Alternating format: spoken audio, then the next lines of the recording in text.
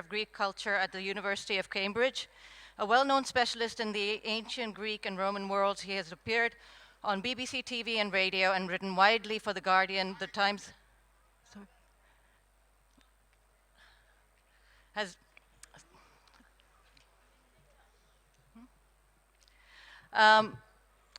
I'll start again. Tim Whitmarsh is A.G. Leventis Professor of Greek Culture at the University of Cambridge. A well-known specialist in the ancient Greek and Roman worlds, he has appeared on BBC TV and radio and written widely for The Guardian, The Times Literary Supplement, the London Review of Books, and other newspapers. Please welcome Tim Whitmarsh. Well, thank you very much for that generous introduction. I don't deserve the generous introduction today. I'm here solely to introduce one of my great heroes, Professor Bryan Ward-Perkins, who's the Professor of Late Antique History at the University of Oxford. Bryan wrote a fabulous book on the end of the Roman Empire. What he's going to do is he's going to talk us through the contents of this book for 40 minutes or so. Then I'm going to throw one or two questions that I have that are burning questions that I feel I may not get another chance to ask. I'm going to ask Bryan these questions, and then we'll open it up to you. So without any further ado, as I say, it's a great honor and privilege to welcome Bryan Ward-Perkins. Thank you all. And before I start, I just have to say, being at the Jaipur Literary Festival is an extraordinary experience. In just 3 days, I've heard more interesting talks, I've had more interesting conversations than I'd have normally in a year. I mean, it is, and the organization is formidable. So I'm going to be talking about a book that I actually published in 2005 called The Fall of Rome and the End of Civilization. Suitably portentous title, partly agreed with the publishers, of course. The publishers saying, you know, you've got to give it a title that makes people want to pick the book up. It doesn't really matter whether it's totally okay, but the important thing is people need to pick it up and read it. Actually, I'm happy with the title, and I will explain why in this talk. I'm going to be talking about the Roman Empire, and just to remind you, there is the Roman Empire on the slide. But in fact, more precisely, I'm going to be talking about the western half of the Roman Empire, because at the end of the 4th century, the empire is divided between two brother emperors who rule each half separately. And in fact, it remains divided for the rest of its existence. And the eastern half survives the problems that I'm going to be talking about. It is the western half, which is the blue provinces and westward, that have the difficulties that I'm going to be talking about. In my book, I actually talk about two separate things. First of all, the nature of the invasions. And to remind you, what happens in the 5th century is people from beyond the Rhine, that the Romans quite simply called the barbarians, but which we now call the Germanic people, enter the empire, and through a long process that takes about 70 years, they gradually take over complete power, so that by 476, there is no Roman ruler left in the Western Empire, but there are a series of kingdoms ruled by barbarian kings over different peoples, Vandals, Goths, Franks, a whole series of different peoples.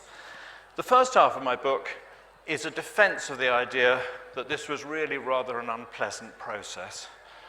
Because in modern scholarship, this is modern Anglo-American scholarship, Italians have been perfectly happy with the idea that it was an unpleasant process, but Anglo-American scholarship was suggesting that in fact the incoming barbarians were not really invaders, they were people who were invited in, and they used the term accommodation for what I would call invasion.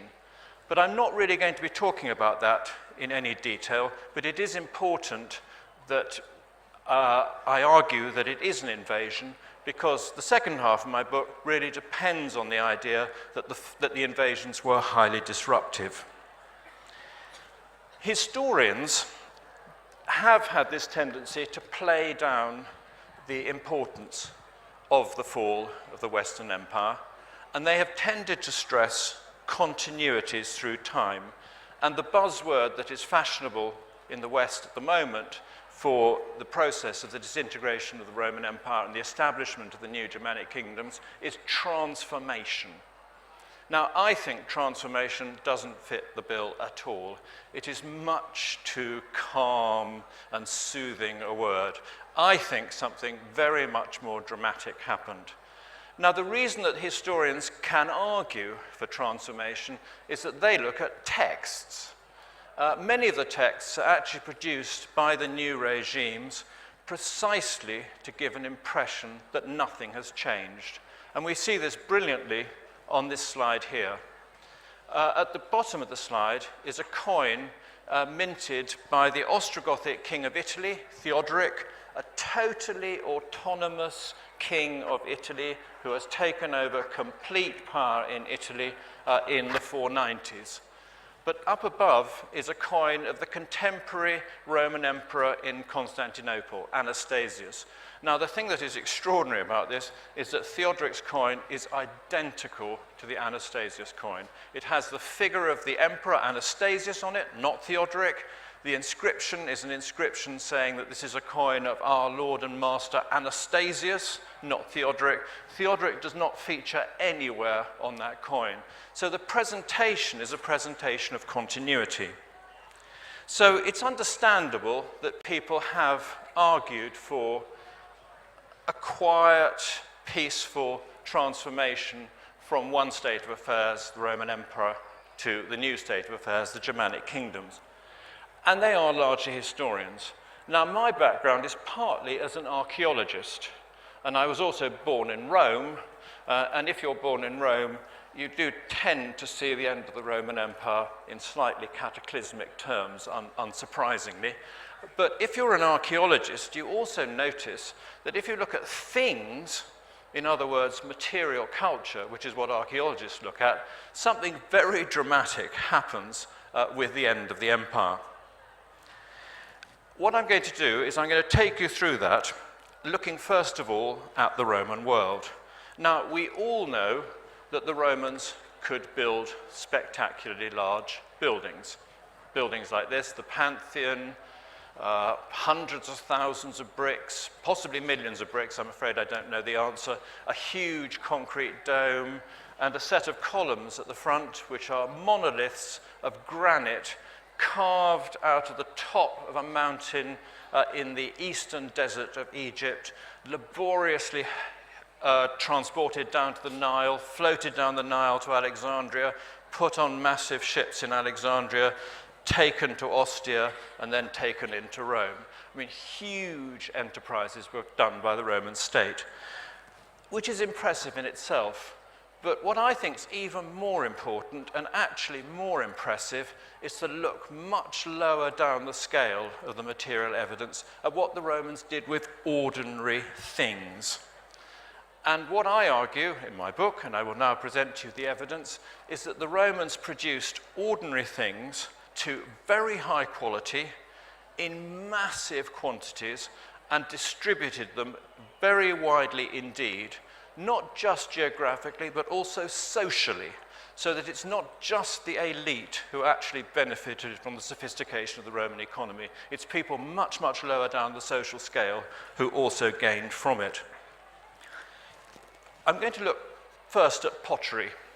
The reason is that pottery survives perfectly in the soil. It's a wonderful archaeological product because it's easily broken and then it's discarded. But once it's discarded, it's almost impossible to destroy a piece of pot. You have to grind it up. So archaeologists find almost all the pots that have ever been broken in the world are still there somewhere. So it's a remarkably good product. It's also very good because you can date it, because archaeologists have done a lot of work studying the typologies of pot and stratifying it in archaeological excavations, so you can give a date to a type of pot, and you can provenance it. You can tell by the style of the pot where it came from, and if you're in any doubt, you can do a petrographical analysis of the clay and in fact pin down its geographical location. So pottery is a formidably useful instrument of research. And I also think it's very, very useful because it is a basic product. It's not a luxury item. Now, the Romans produced pottery by the ton. If you are a classical archaeologist, or if you worked on a classical archaeological site in the Mediterranean, you will realize that pottery is actually a menace. There's so much of it that vast amounts of time are spent washing it, categorizing it, storing, writing little labels on it. It's a menace. It's a real pest. And it's very easy to show the quantity. But first of all, I want to look at the quality. It's very difficult to judge the quality of pottery from pictures, but these are the products of a kiln site in the south of France at La Grofa, which I'll be talking about in some detail. And you can see that these are little bowls. They're produced from refined clay. They're produced on a fast wheel, so they've got very thin walls. They're fired once. They're then dipped in a gloss, and they're fired twice. So they come out with this nice, smooth, glazed look, and they're very, very standardized. I've actually brought along some pieces of pottery. I had a sort of fond imagination that the Mughal tent would be a little, intimate space where I could pass around my bits of pot. But I brought some bits of pot, so if anybody actually wants to feel a piece of Roman pottery, and feeling pottery is the way to get its quality, do come up afterwards and have a feel. You're very, very welcome. So quality is one crucial thing, but also we then have the scale of production. And La Grofa has produced this marvelous piece of evidence, because the La Grofa has this gone off? Is it still working? Okay. The La Grofa pottery kilns were massive structures, and a series of individual potters clubbed together to build these massive kilns, which they then stacked together, but then they had to know which were their pots that came out of the firing. And fortunately, they wrote their records scratched onto pieces of pottery from La Grofa. So that is a La Grofa dish with a graffito recording the stacking of a kiln. It's in 3 columns. First column is a name, which must be the name of the potter. The second column is a type of pot, the name of a type of pot, and the third column is a number, which must be the number of pots that have been put into the kiln. And what is extraordinary is that this records up to 30,000 pots being fired at one time in one of these huge kilns. As I said, quality is important, and people like the La Grofa potters were proud of their wares. It's very frequent with these types of pottery to stamp them with the name of the potter. And in fact, the piece I brought along, which you can see at the end, is actually got a name stamp on it. Quality control was remarkable. This is La Grofa again. We're looking down into a pit, and you are looking at a whole series of vessels in the bottom of the pit. There were 10,000 vessels dumped into this pit. Some of them were obviously defective. Some of them are near perfect, but not quite perfect. This is the La Grofa enterprise discarding seconds, making sure that they don't enter the market in order to devalue the quality of their goods. And some of the complete vessels actually have a little pickaxe hole punched into the base of them to make sure that they absolutely don't get out into the market. Distribution is then also extraordinary. That's La Grofa the large red dot. All of the small red dots are places where La Grofa pottery has been found. I don't think La Grofa pottery ever reached India, but actually the earlier pottery of the Aretine kilns even reached India via the Red Sea trade. I'm sorry to sort of bang on about pottery, but as you can tell, I'm quite an enthusiast for it. The Romans have the dubious distinction that I think they're certainly the first culture in the West to actually to create a garbage crisis. They produce so much stuff that huge areas of land are just covered in rubbish. This remarkable slide here is the rubbish dumps of a town called Antinopolis in Middle Egypt. And more or less, going 2/3 up the slide, all of that is just bits of pot discarded in the 4th, 5th century in Antinopolis. That detail shows you a better idea of what this is. This is a huge garbage pile. It's perhaps a dubious distinction, but nonetheless, it's impressive about the scale and the sophistication of the Roman economy. Now, pots are very good evidence, and some people have said to me, you know, you're a bit obsessed about pots, do they really matter? Well, yes, they do matter, because in fact, in terms of a basic human need, eating and cooking, they are very fundamental. And in fact, in this early period, before there's a large-scale availability of metal cooking wares and also plastic for storage, they are basic for cooking and storage, much more than they are today. So they are important, but also they're a very, very good surrogate for things that we know much less about. Pots survive. Most organic things don't.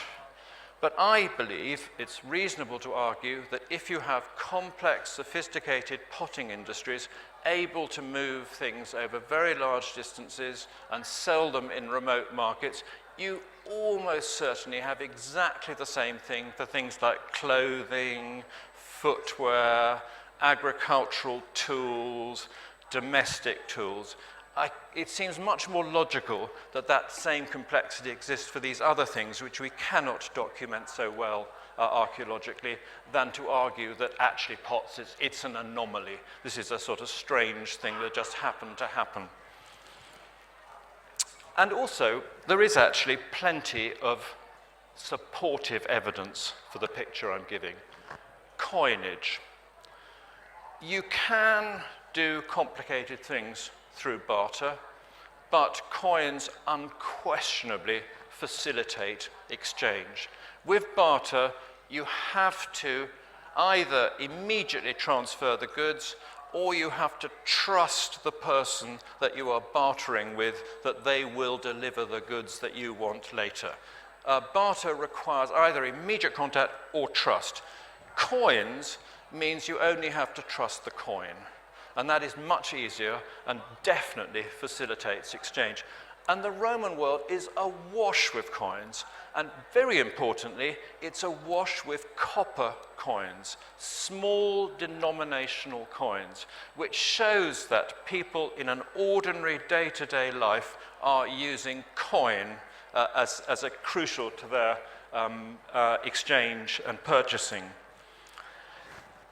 We happen to know a lot about this from Britain, because in Britain there's a remarkable recent scheme called the Portable Antiquities Scheme.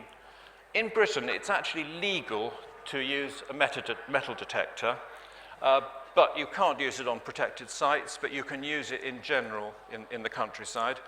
But you are encouraged to report your finds to a portable antiquities officer in a local museum. So lots of metal detectorists are out there finding coins all over Britain and then reporting them. And when they're reported, they're photographed, they're weighed, and they're put on a single database. So you can actually tell an awful lot about coinage in Britain today. And this shows you the find spots of one single type of coinage from the mid to late 4th century in Britain. And as you see, they're actually, interestingly, they don't reach the most remote parts in the far north and the far west, but in the southeast, they're ubiquitous. And crucially, they are found not just in towns, not just on aristocratic villa sites, they're also found on ordinary rural settlements. Coins are being used, one can say, by everyone.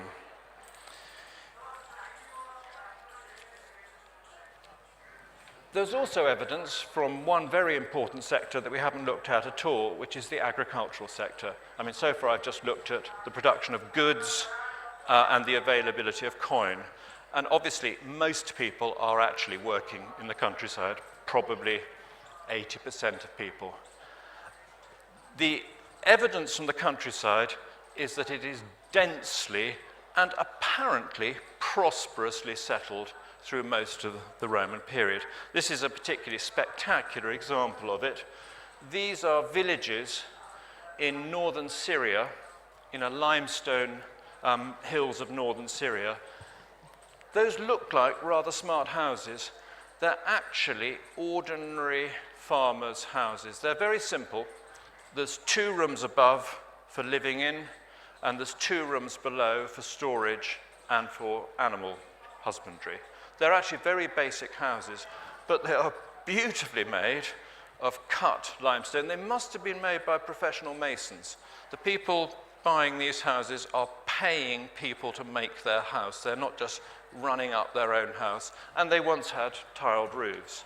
So seemingly these people in Syria, who are not, they're certainly not aristocrats, they're probably not the poorest, but they're not exceptional people, are living in extraordinarily well-appointed houses. We're lucky there because they're built in limestone and because people haven't lived there subsequently, they're so well preserved. They also do this superb thing for us. They write inscriptions over their doorways with a date. So we know that these are 4th, 5th, and into the 6th century. Now that part of Syria isn't peculiarly well suited to agriculture. So how was this being supported? We see the nature of the landscape here. There are pockets of arable, but most of it is that rather dry limestone terrain that you see in the background. And in fact, on the ridge at top right, that's one of these Roman settlements. So most of it is that dry limestone. But in that dry limestone, there are pockets of soil, and in fact, it was very, very suitable for growing olive trees. And all of these villages have a mass of olive presses around them. So almost certainly what is happening here is that the Roman economy is sophisticated enough to allow for specialization of agriculture in particular regions that are suited to it, and that these people are able to sell their olive oil and buy the other basic agricultural and food products that they need. That's a remarkable picture. Admittedly, this is exceptionally good evidence, but there are suggestions that this is quite widespread through the Roman world. What it also suggests, of course, is that productivity increases through the enabling specialization. The thing I want to emphasize, and I've probably emphasized it enough already, is that what this Roman economy is doing is it is actually benefiting people way below the level of the ruling class. And if you go to a place like Pompeii, you see this vividly. Pompeii has nice paved streets.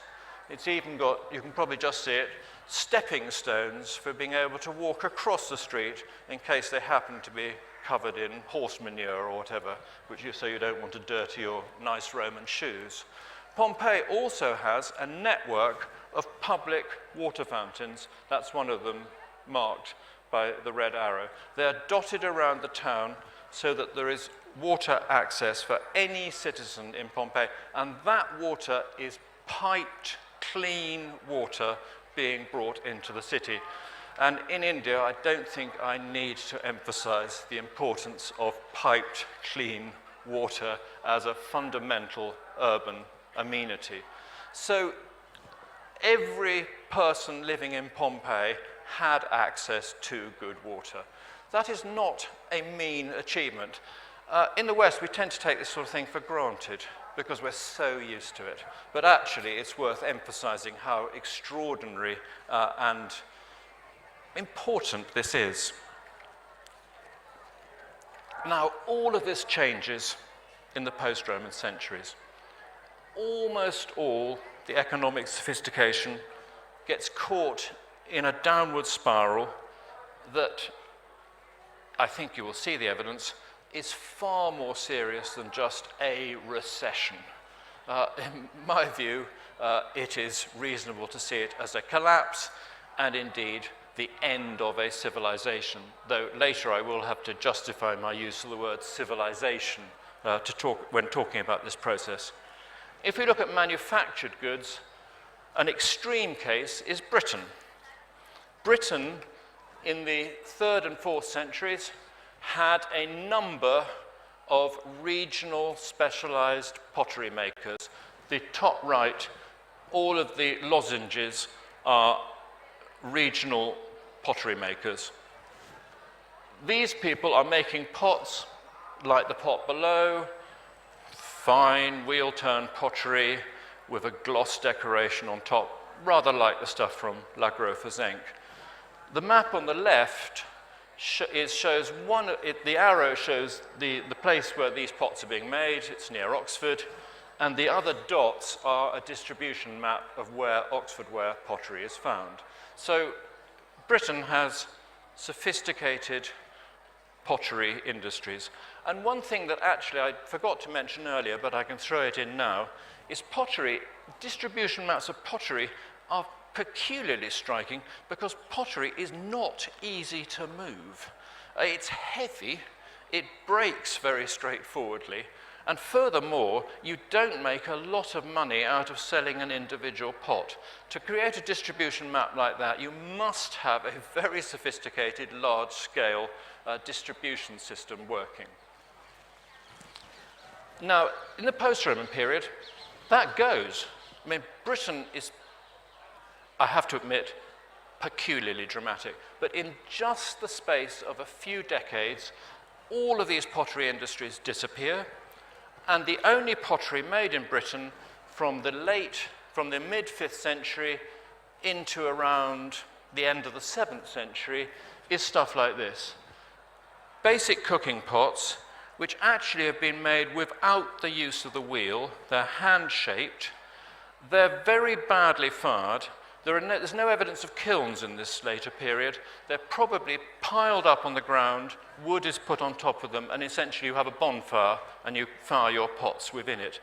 It's an extraordinary fact, but it is true that there is no wheel-turned pottery in later 5th and early 6th century Britain. The use of the wheel, one of the most basic technologies when it comes to making pots, disappears. People ask me why, and I don't really know. But I can tell you it's a fact.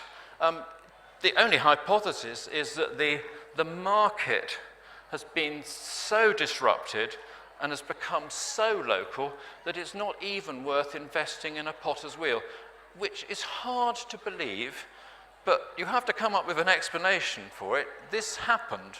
Why it happened, we can speculate about, but we certainly have to confront the fact that it did happen. In the rest of the Mediterranean, it's not quite so, in the Mediterranean regions, it's not quite so dramatic. But all those fine tablewares disappear. There's a small amount of import into the 7th century, but very, very little. And basically, you only have cooking pots. Wheel-turned, some of it of quite good quality, like that nice piece in the middle there.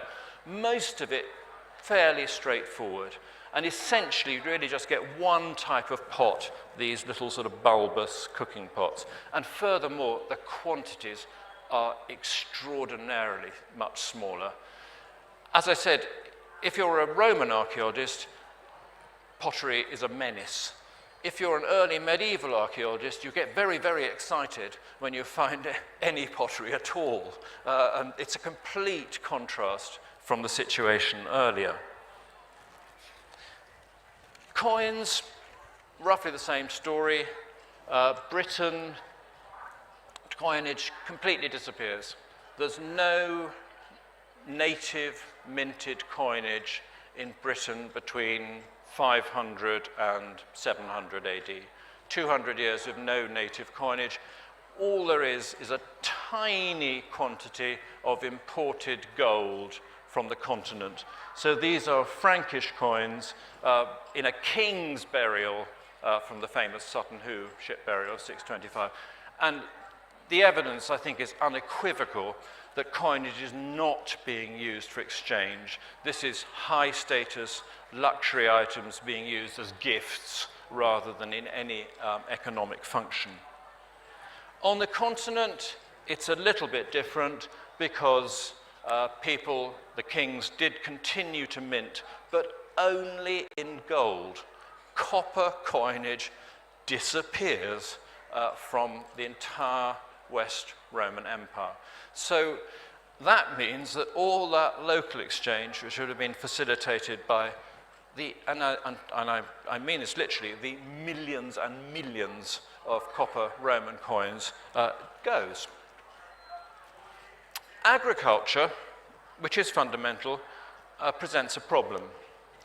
There's no doubt at all that the archaeological evidence is quite dramatic.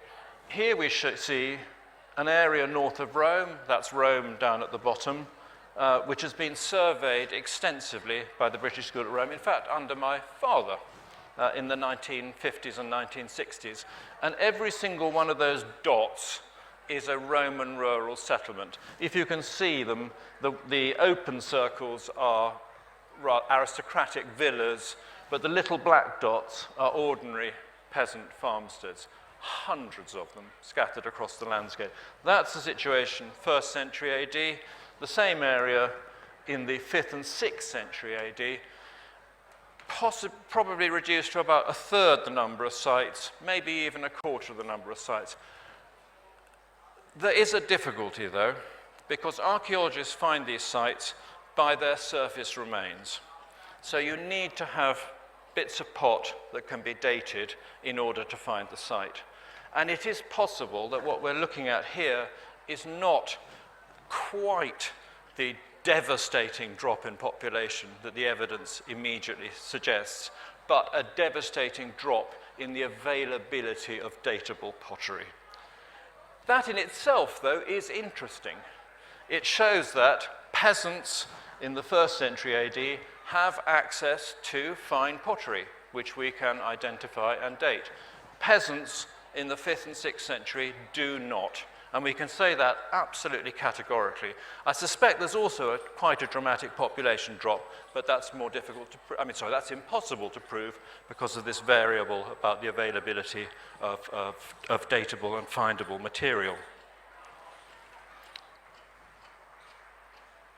This is a society that does not have those comfortable, nice things that were available widely in the Roman period.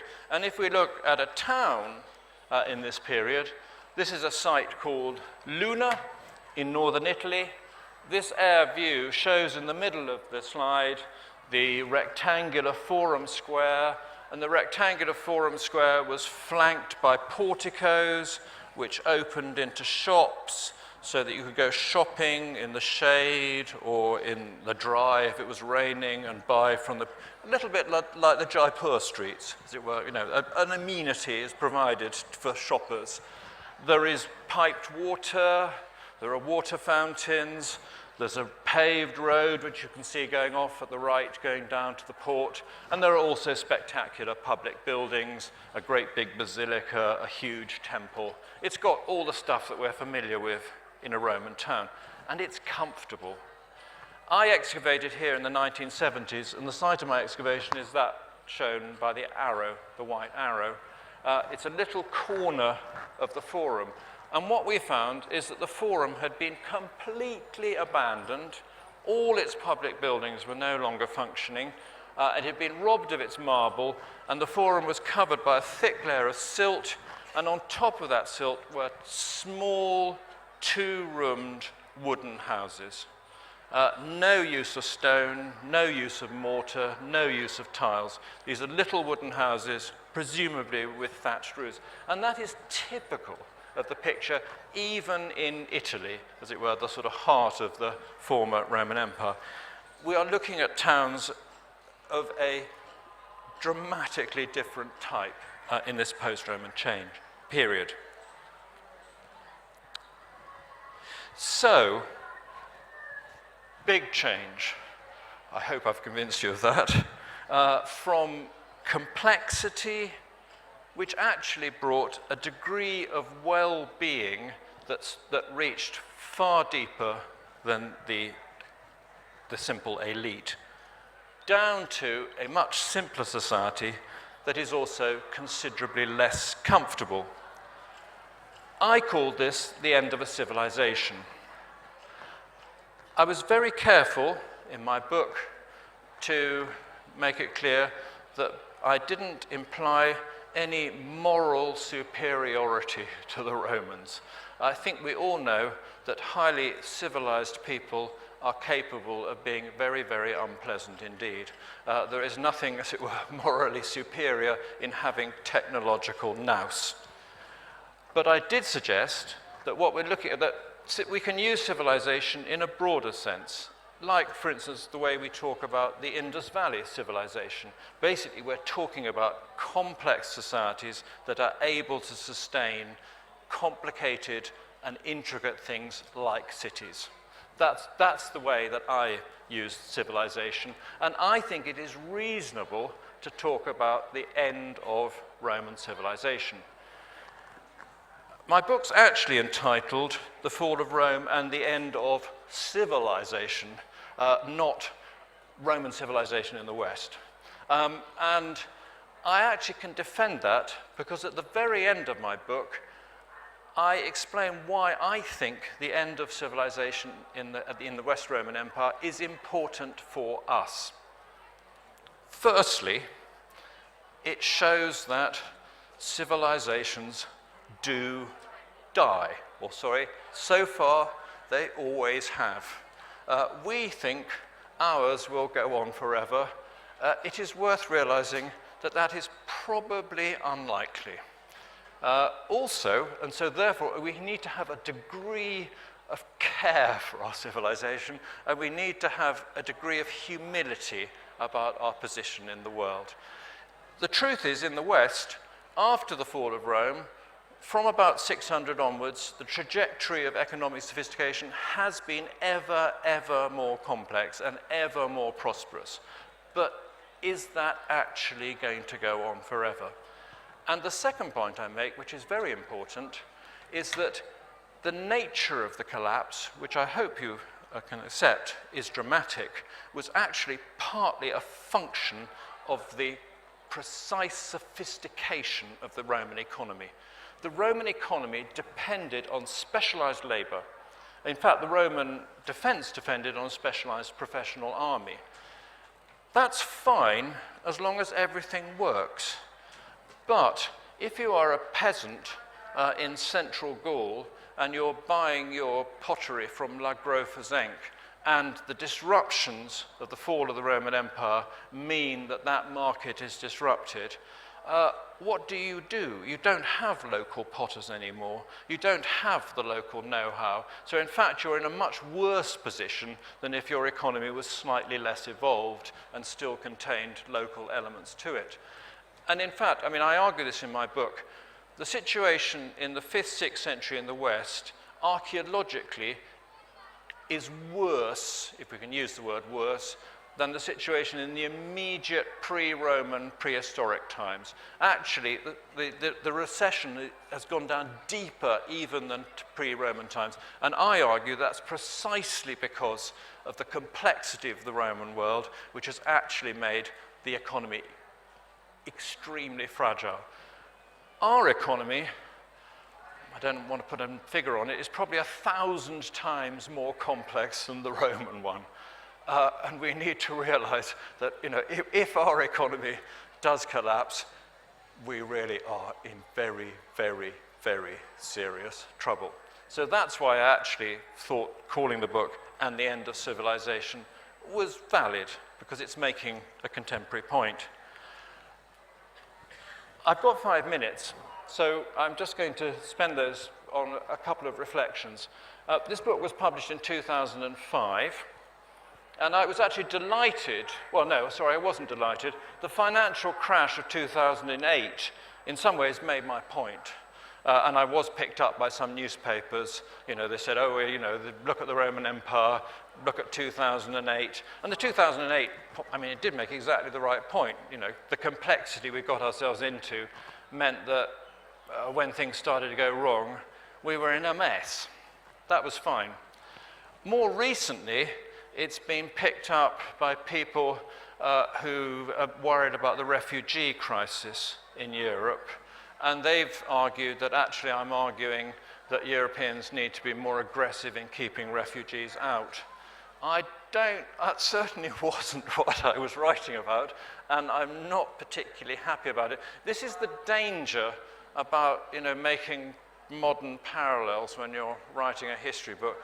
You might be used by all sorts of people in all sorts of different ways. And in fact, a fellow academic in York wrote some really very unpleasant things about me because he said that, what I was arguing about was that, we needed to keep all foreigners out of Britain.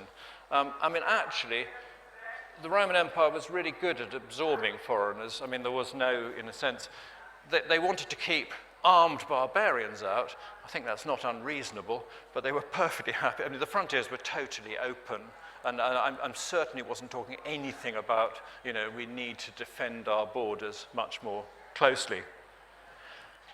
Coming to India, and being a Brit, I obviously also thought, what does this tell us about empires? Because, I'm arguing that Roman Empire is rather a good thing.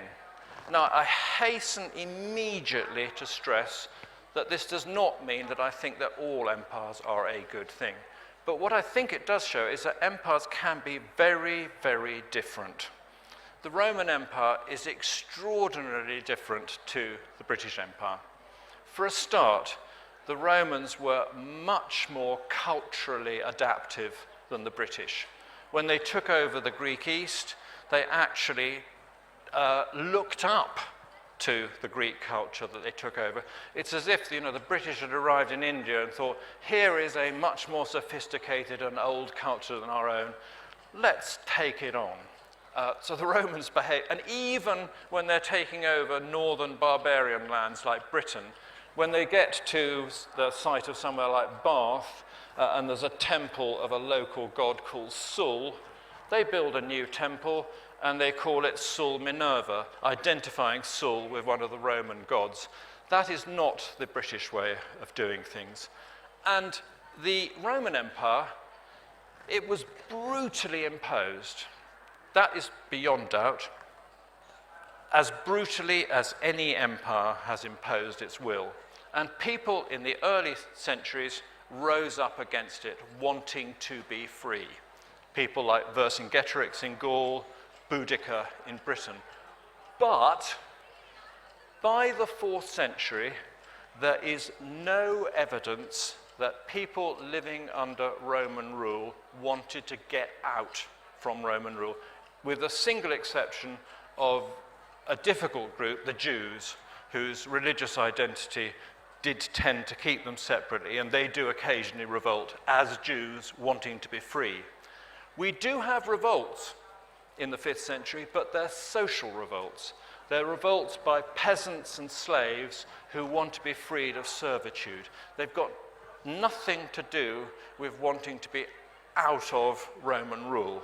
They just want to be free of the social oppression. Now, that's an extraordinary fact. And the Roman Empire has actually been successful in bringing in the people that it ruled. And very remarkably, the Roman emperors actually spent very little time anymore in Italy. The Roman Empire doesn't have a center and a periphery like, say, Britain and India. The actual emperors are spending their time in the shaded areas near the frontiers. And they're actually born in what's now the North Balkans. They're not actually Italians. And their aristocracy is a mix of people from all over the empire. Completely different, say, to the British in India. It's as though Queen Victoria was born from a Sikh family, and she actually spent her time in Melbourne, Delhi, Cape Town, Ottawa, and just occasionally made ceremonial visits to London. The Roman Empire is a very different empire, and a fascinatingly different empire for that reason. I've run my 45 minutes. Thank you very much.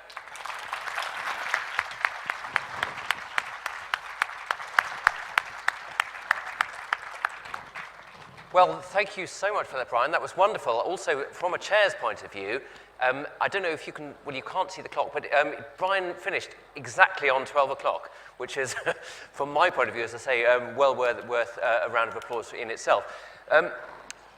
I wanted to begin by asking you about two areas, or at least picking up two areas where I think you've been extremely radical here. One is by giving us a talk on the later Roman Empire. Don't know what I should have done. Giving us a talk on the later Roman Empire without mentioning Christianity at all. Most scholars on this era are obsessed with the image of Christianity, and because this is the era when Christianity comes in, and in particular when in the 4th century Constantine's conversion, or whatever it was, adoption of the Christian cult, actually eventually normalizes Christianity within the Roman Empire. So Brian hasn't told us about any of that whatsoever. He's focused much more on the trade and the economic side of it, which is, as I say, within the field, that's a revolutionary gesture. The other thing that I thought was significantly revolutionary about this was that you were taking these very unfashionable concepts like civilization and decline and saying that if we have a nuanced approach to these things, they can do some work for us. People are very cautious about terms like civilization and decline because they have been overworked, because there have been far too imperialistic, if you like, models being built around them 100, 150 years ago or so. So reappraising these terms and thinking about how they might be useful was one of the radical gestures. So that's where I wanted to start, really, and I wanted to ask a first question, which was about going on what you were saying at the end of your talk, whether you think there are lessons that can be learned from this story. Clearly it's not a lesson about how empires are great, but do you think complex economies benefit everyone in society? That might be one reading of your book, that if we want to have a world of prosperity for all, we need to have these really elaborate distribution networks. We have to have specialized labor. We have to have all sorts of people from all over the world interconnecting. That's a very interesting question. And I don't really know the answer, because obviously in the present day we are worrying precisely about that. And obviously the consequences of globalization, which have been positive for China and India, have had problems elsewhere. And actually, when I was rereading my book for this talk, I did realize that the potters of La Grofa put potters out of business in the areas they're selling their pots, which is something that hadn't even occurred to me when I wrote the book. But now, when globalization is discussed, there's that downside for those people. I don't think I can answer that question. The one thing I do know is that everybody wants, and it's hard not to say, that everybody has the right to a decent standard of comfort. That I can say. I would like to emphasize that at the bottom of Roman society, there were the very, very poor. We don't know how many. There were also slaves. So I'm not saying it's paradise in the Roman world, but what I am saying is it's a world that's able to provide decent amenities to a lot of people. Can I ask you, pick up that point about slaves, one very crude caricature of the way in which labor operated, shifting from, say, the 3rd century CE, AD, through to the 8th century, is that you get a shift away from slave labor, from unfree labor, towards serf labor, free but disempowered serf labor. Firstly, is that a correct caricature of the situation? And secondly, for those people at the very bottom, would it be fair to say that their lot may have improved marginally, even though you wouldn't choose that life for yourself? I suspect in terms of material comfort, their lot was better under the Roman Empire. That I suspect. In terms of their sense of well-being, hard to say. But actually, the very important thing to realize is that Roman slave labor, agricultural slave labor, was very confined regionally, and it wasn't the norm. And there are also plenty of slaves in the post-Roman period. Slavery disappears very, very slowly. Okay, well, that's probably enough from me. Let's open it up to questions here. There's a question at the front here, if we have a microphone. It's coming. Sir, this is a slightly unrelated question, but there was a wonderful author called Alan Massey from Scotland who used to write about Roman emperors. Is he still writing? Alan Massey Yes? is a wonderful Scottish author who used to write about Roman emperors. Is he still writing? I don't know. Yeah, there's a question there, behind you.